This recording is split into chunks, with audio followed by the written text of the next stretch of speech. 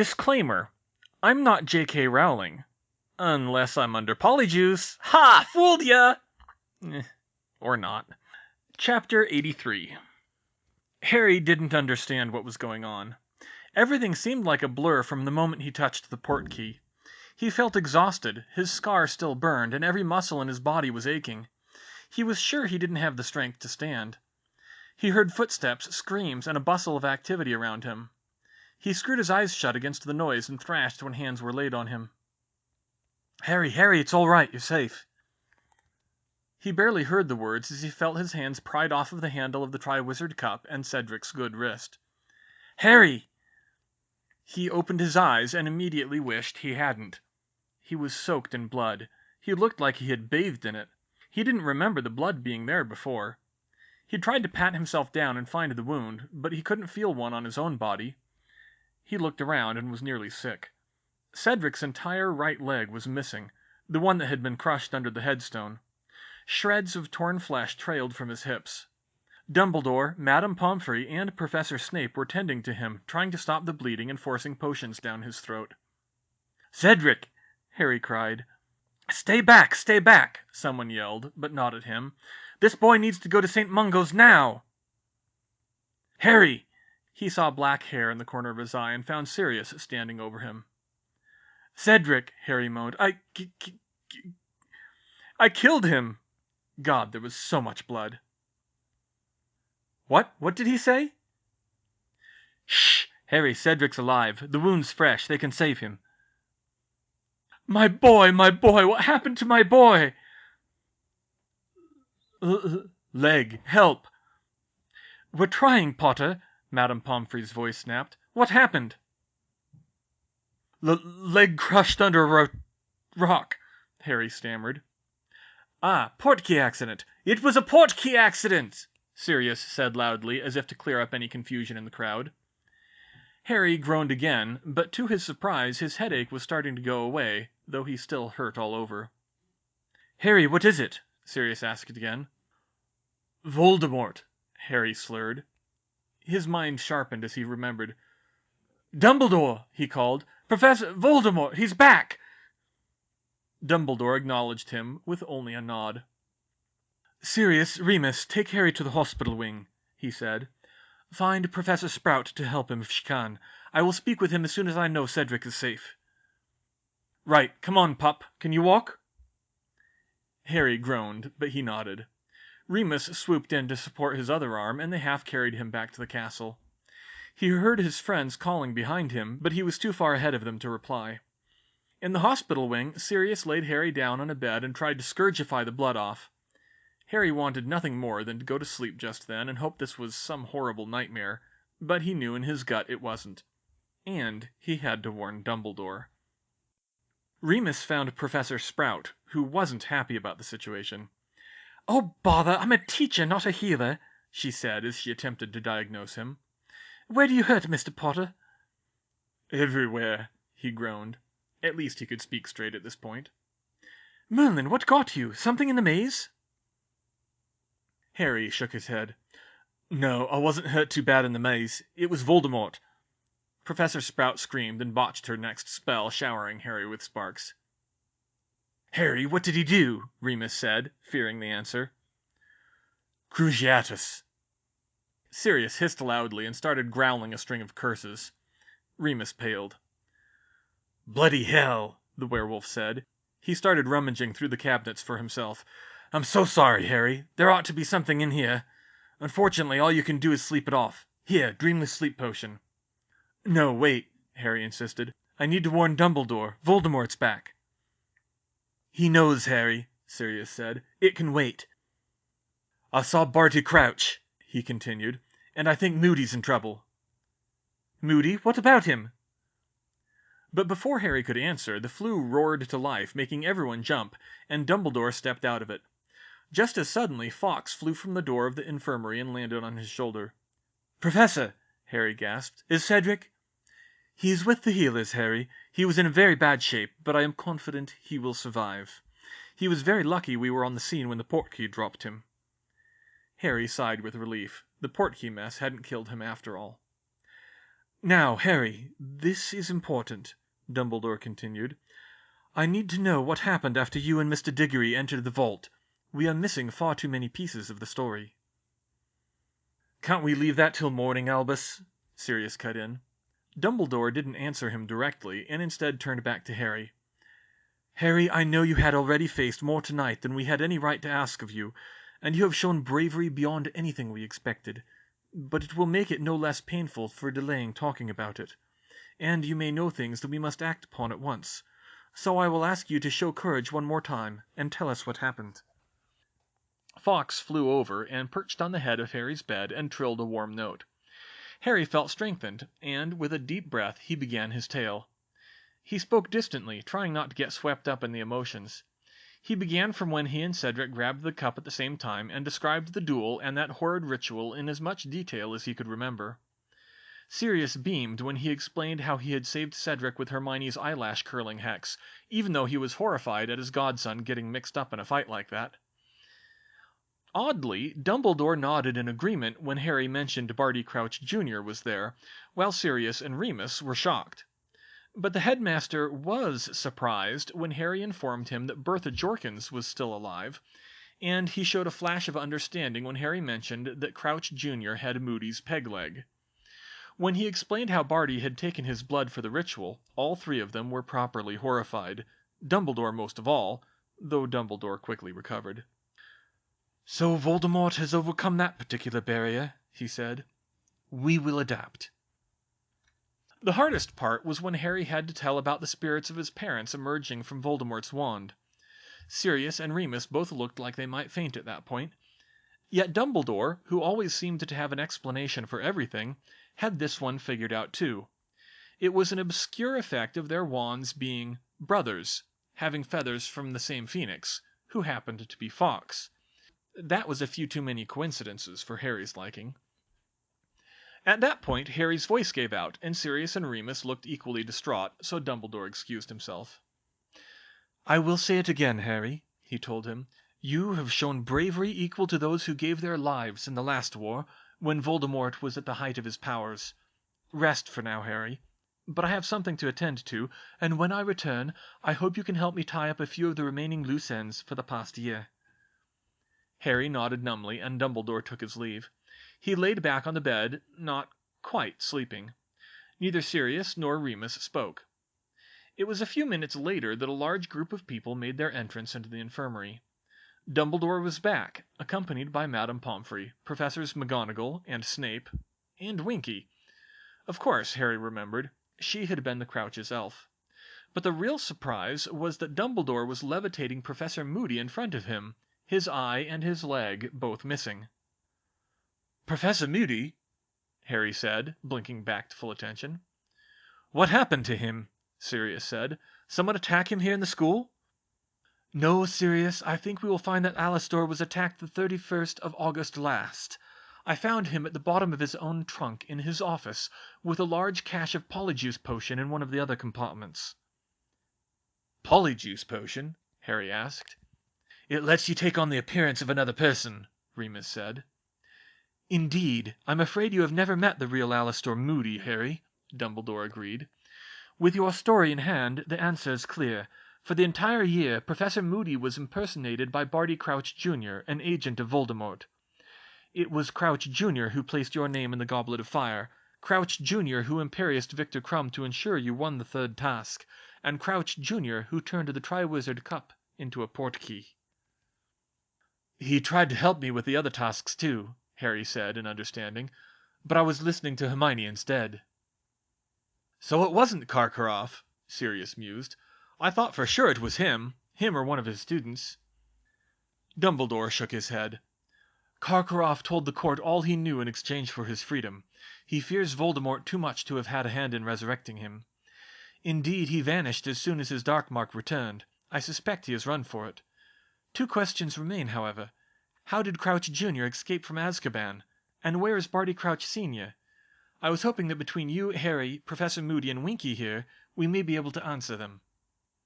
Okay, sir," Harry said uncertainly. "I shouldn't be waking him up like this," Madame Pomfrey muttered as Moody came around. Alastor is a very tough old gentleman, Dumbledore said. I'm sure he will be fine. I think fine's a bit off the mark, don't you, Albus? The old Auror growled. Where's my eye? That snot-nosed kid still have it? I suspect that he does, I'm afraid. We were hoping you could explain what happened. What do you think happened? Moody said angrily. I got ambushed at my own home. The ignominy! I'm getting sloppy in my old age. Who ambushed you? The kid, Barty Jr., and that witch, Jorkins. Imperious, looked like. I don't know how he was alive, though, or free as a bird. Fortunately, Alastor, I believe we have someone who does. Winky? The elf looked up at Dumbledore with worried eyes. Yes, Headmaster? She squeaked. It has come to our attention that one of your former masters, Barty Crouch Jr., was not in Azkaban as he should have been, but here in the castle instead. What do you know about this? Winky wailed piteously and pulled her ears. Winky cannot... Winky is a good elf, Headmaster, sir. Winky does not reveal Master Crouch's secrets. Why not? You were freed, weren't you? Sirius asked cluelessly. This caused Winky to burst into sobs. Even Harry, of all people, glared at him. Is she a Hogwarts elf? Moody said. Can you order her to tell?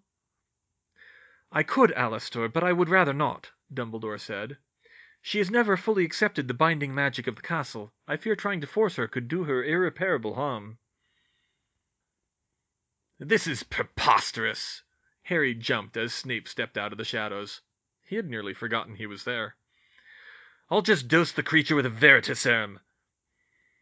That would carry the same problem, Severus. But we need answers. Wait, Harry cut in. Everyone stared at him. Hermione, he said. Get Hermione to talk to her. She's the only one who's got through to her before. He looked at Dumbledore hopefully. I suppose it's worth a try, the headmaster said. Predictably, Hermione was right outside the hospital wing, and the rest of Harry's friends were put out when only she was let in. Still, she ran to him and nearly hugged the life out of him. Harry, are you okay? We were so worried. I heard something about Voldemort being back. Hermione, he cut her off. It's a long story, and we need your help with something else. Huh? Professor Moody. Dumbledore found him trapped at the bottom of his own trunk. Barty Crouch Jr. was impersonating him all year with something called Polyjuice Potion. Hermione blinked. Polyjuice? She stammered. Barty Crouch? What? How? We don't know. No, I mean, how did no one notice him? How did you not notice him, Harry? With the map or something? The map? Oh, bollocks, we did see him on the map. The map? Dumbledore said. The one we made, Remus explained. He'd rather not have to explain it in front of Snape, but it couldn't be helped. It shows where everyone is in the castle. We kept seeing Bartimus Crouch in Moody's office, Harry said. The map doesn't say junior or senior, Sirius said. Bollocks. Hermione's head was spinning. The map didn't show full names. Well, it needed to, or have the option to. She immediately started working out the rune sequences in her head to do just that when she was interrupted again. Hermione, Harry said. Sorry, what? We think Winky knows something about how Crouch Jr. got out of Azkaban and where Crouch Sr. is, but she won't tell us. She still thinks she needs to keep it a secret. Oh dear, Hermione said. She looked down at the crying elf. She didn't know if she could do anything, but she could try. She lifted Winky up to sit on one of the empty beds. Winky, please look at me, she said. The elf sniffed and met her eyes. Miss Hermione Granger? She squeaked. Yes, it's me, she said. I know Professor Dumbledore is asking for your help. Winky's face turned faintly angry. He is wanting Winky to reveal her master's secrets. Now, Winky, we went over this in February. Who is your legal master? She sniffed again. Headmaster Dumbledore, miss. That's right. I know you still care about your old masters, but you were formally dismissed. Winky started to cry again. Winky, stay with me, Hermione snapped her fingers twice in front of her face. She had dealt with elves enough to know that it was important to keep them on task when they got emotional like this. When an elf is dismissed, is she still bound to keep her master's secrets? More tears. Is she? No, miss, she whispered. Okay, I know you still want to keep Mr. Crouch's secrets because you liked him very much, but we think he might be in trouble, and you're the only one who might be able to help. Master Crouch is being in trouble? We think so. No one's seen him for a month, and he didn't look very well then. We think that Barty Jr. might have done something. Barty Jr.? Barty Jr.'s being here? No, he's not. We don't know where either of them are, right? She looked up and saw Dumbledore nod. We're worried about them, and if you tell us what you know, it might help us find them. Winky sniffled some more, but with that thought, she finally collected herself. Winky will be telling you, miss, she said. Thank you, Winky, Dumbledore said. How did Barty Jr. get out of Azkaban? Winky's mistress. She was very sick. Dying, sir. She could not bear young Master Barty being locked in that horrible place, sir. So Mr. Crouch, he made them switch places. The dark spirits did not know. Polyjuice again, I suspect, Dumbledore said. Severus, is that feasible? Yes. If his wife died in the cell before the potion wore off, her body would still look like her son's. Crouch kept his son locked up at home, didn't he? Harry said.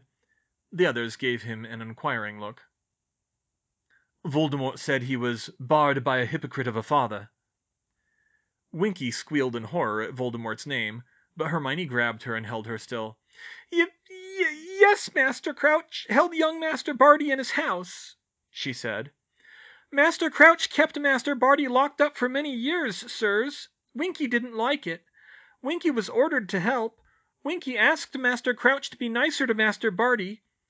One day, Miss Bertha Jorkins came nosing around in Master Crouch's business. She found Master Barty. Master Crouch tried to obliviate her, but Master Barty stopped him. He used the Imperious Curse on them both, Dumbledore said. Winky sobbed, and it took Hermione a minute to calm her down. Is that why he really dismissed you? Hermione asked gently. Because his son got away? No, Miss Hermione Granger. It was Master Barty was ordering his father not to order Winky to find him. But Winky heard Master Barty at the Quidditch World Cup, and she went after him anyway. Winky is a bad elf. Winky is disobeying her masters. No, Hermione said. No, Winky, you're not a bad elf. You're a very good elf. A good servant cares more about the well-being of her masters than her orders, especially if she knows their orders aren't what they really want.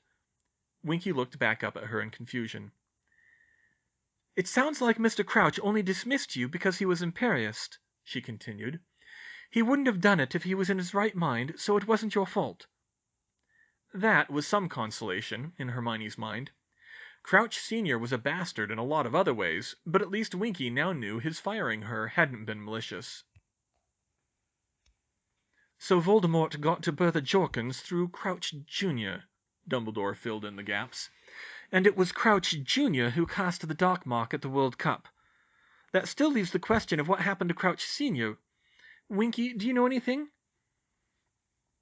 Hermione cut him off. She hasn't seen him since he sacked her. Who saw him last? Hagrid, and from the state he described him in, I suspect he had partially broken free of the Imperious Curse. That would explain his delirium. Didn't you say Moody searched the area, Professor? Harry said.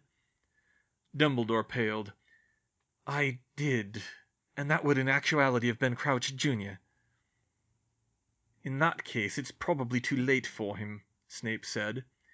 Winky started wailing again, but he ignored her. Junior had long since arranged things so that his father never had to appear in public. If he managed to escape confinement at that point, Junior is smart enough to get rid of him permanently. Oh, Master Barty, what has you done? Winky cried, and she collapsed into incoherent sobs. I'm sorry, Winky, Hermione said. I'm so sorry. She hugged Winky to her chest and patted her on the back. The long-shot chance that Crouch Sr. was still alive had been the last chance for Winky to get back to the master she loved. Privately, though, Hermione thought that it was a good thing that she was dismissed now. Otherwise, she would be bound to his monster of a son. Well, I think we now have everything we need, Dumbledore said. Miss Granger, you and Harry's other friends may join him now, but I must ask you not to question him about the events of tonight before he is ready. In fact, I think a dreamless sleep potion is in order, as well as one for Winky. Hermione nodded in agreement, and, within minutes, both Harry and Winky were out like a pair of lights. The Weasleys came in shortly thereafter, although Sirius and Remus only gave them a brief explanation of what happened, saying it was Harry's place to tell it. However, Sirius also came over and patted Hermione on her shoulder as she was tending to Winky. "That was really something, Hermione," he said. "I've never seen anyone handle an elf like that." "It was nothing," she said wearily. "I just talked to her like a person." "I don't think you realize how much that means to her," Sirius said. "That says as much, if not more, about you than that journal article you rolled out yesterday. That says you're smart, but that's it.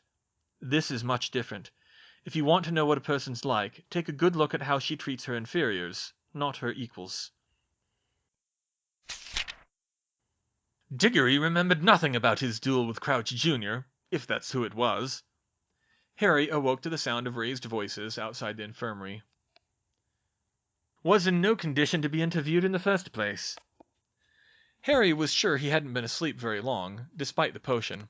His aches and pains were already markedly better, though. "Nonetheless, we only have Potter's word that anything else happened there." "It did, Cornelius. It was all part of a plan to restore Voldemort to his full strength. It succeeded. Voldemort has returned." As Harry's mind quickened, he realized that the voices were those of Dumbledore and Fudge. "Preposterous! You know who returned? On the word of one boy? I'm more likely to believe it a sick prank." Dumbledore sounded almost calm, but Harry thought he could hear the frustration brewing under the surface. "Alastor also identified the man who attacked him as Barty Crouch Jr., and we have the testimony of his former house elf. He is alive and active, and his father is likely dead. You cannot deny this."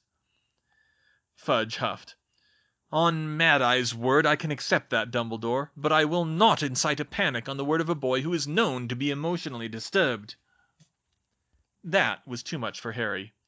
"You've been reading Rita Skeeter, Mr. Fudge?" Fudge spun around in surprise, but he quickly collected himself.